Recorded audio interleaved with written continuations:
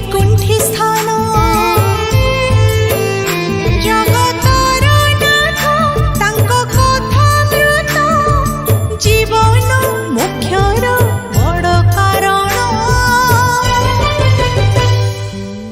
भावर ठाकुर सी छंद चरण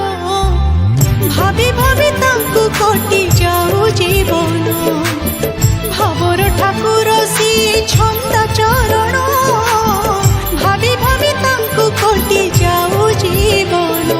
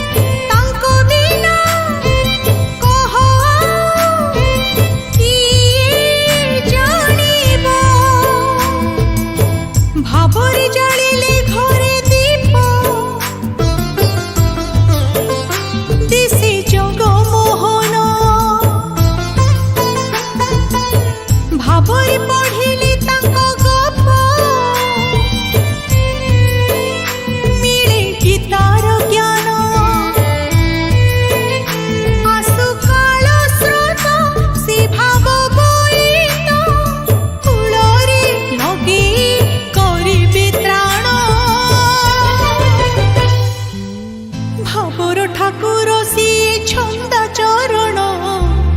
भाभी भाभी तांको कटि जाऊ जीवन भावर ठाकुर सी छंद चरण भाभी भाभी तांको कटि जाऊ जीवन